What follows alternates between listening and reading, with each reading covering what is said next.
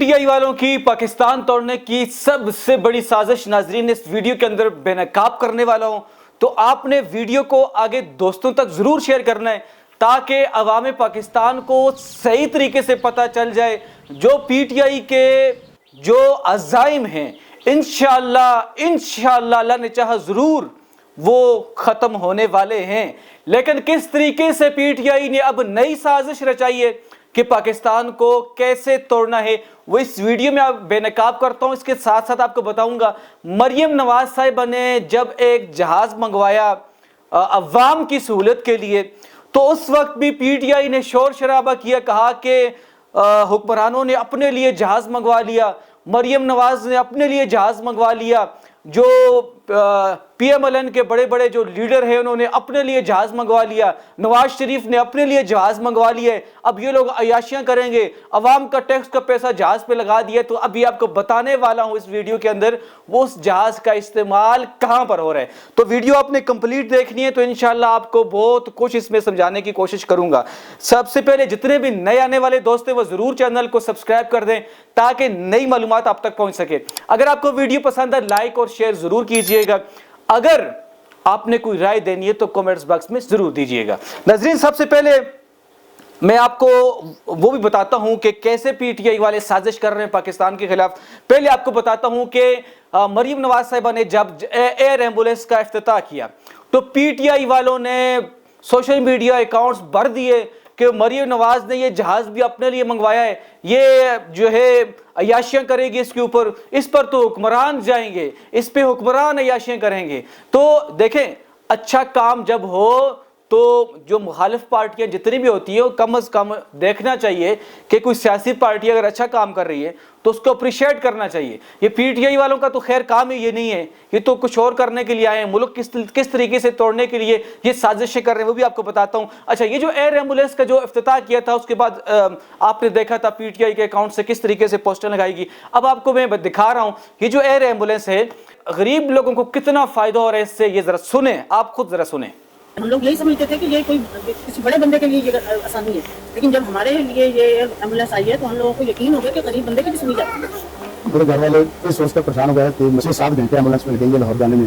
گھر والوں کو اچانک ایک نیوز کی ترنت نظر آئی کہ صرف ایئر ایمبولینس کی سہولت کے ذریعے ہی 50 منٹ میں لاہور پہنچا جا سکتا ہے۔ ریسکیو والوں نے ایئر ایمبولینس کی سہولت کے ذریعے مجھے 50 منٹ میں ہاسپٹل لاہور پہنچایا۔ لاہور کی بات کرنے والے میں پہنچتے ہی میرا علاج۔ ناظرین یہ جو شخص بہاول نگر کے اندر رہتا ہے اس کا ہارٹ کا کوئی مسئلہ ہے اچانک سے، تو 1122 پہ جب کال کی تو وہ لوگ فوراً وہاں پر آئے۔ اب ممکن نہیں تھا کہ 8 گھنٹے یا 9 گھنٹے کا سفر تھا جو لاہور جاتے، وہاں جا کر جو ہے اوپن ہارٹ سرجری ہوتی یا سٹ ڈلتے جس طریقے سے یہ نوجوان بتا رہا ہے، تو اس پر 8-9 گھنٹے کے اندر کافی مشکل تھا وہاں پہنچنا۔ ویسے زندگی تو بے شک اللہ کے ہاتھ میں ہے، بے شک جب انسان کی موت آئی ہو تو وہ ہسپتال میں بھی جا کے آ جاتی ہے، لیکن صرف سمجھانا میں نے یہ ہے اب 8 گھنٹے کا ٹائم تھا، 8 گھنٹے سے پہلے کس طریقے سے ہسپتال میں پہنچا جائے یہ سوالیہ نشان تھا۔ تو 1122 پہ جب کال کی، وہاں کی جب ٹیمیں آئیں، ٹیموں نے دیکھا کہ اس کو فوراً ہسپتال کے اندر منتقل کرنا ہے تو فوراً 1122 کا جہاز بھی وہاں پر اتر آیا۔ یہ آپ ویڈیو ساتھ دیکھ رہے ہیں کہ 11:22 پر جیسے کال کی ریسکیو ٹیمیں آئی، انہوں نے جب دیکھا کہ یہ جو شخص ہے ان کو ہسپتال پہنچانا ہے تو ہسپتال فوراً پہنچا دیا، وہاں پر علاج ہو گیا الحمدللہ۔ اب اس نے ساتھ ساتھ پیغام بھی جاری کیا۔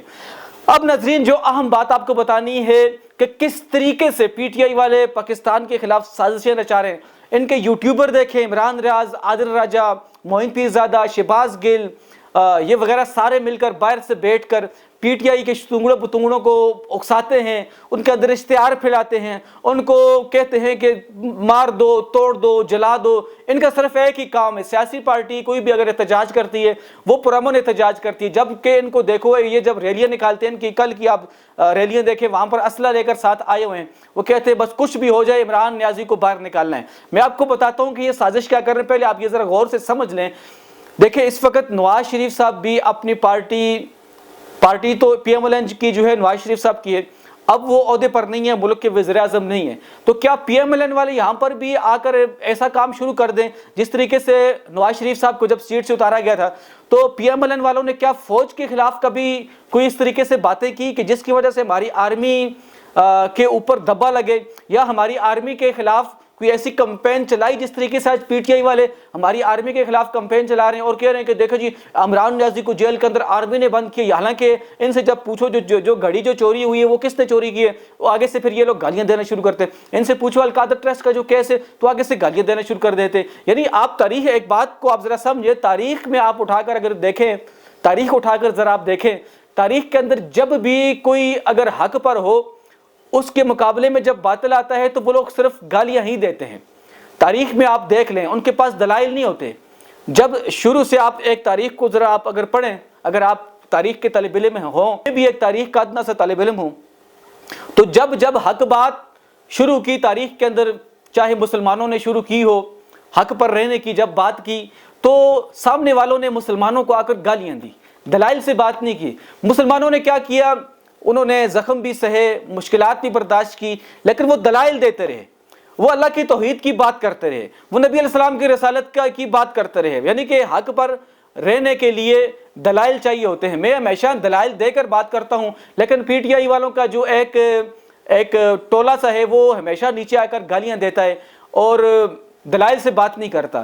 تو سب سے پہلی دلیل یہ ہے کہ پی ٹی آئی والے حق پر نہیں ہیں، پی ٹی آئی والے جو ہے ایک سازش کے تحت آئے۔ ان کی گالیاں کو دیکھ کر آپ کو اندازہ ہو جانا چاہیے۔ اب آپ ناظرین دیکھیں، کل انہوں نے ریلی نکالی، مار دیں گے، توڑ دیں گے، پھینک دیں گے، ہم آزادی لیں گے، پتہ نہیں کس سے آزادی لینے کی بات کر رہے ہیں، وہاں پر ان کی ایسی تقریریں چل رہی تھی۔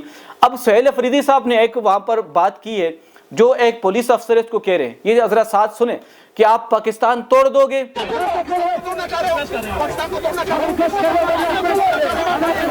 آپ پاکستان توڑنا چاہتے ہو، یہ بار بار یہ کیوں کہا گیا؟ آپ ذرا سوچیں، اپنے دماغ سے سوچیں یہ کیوں کہا گیا۔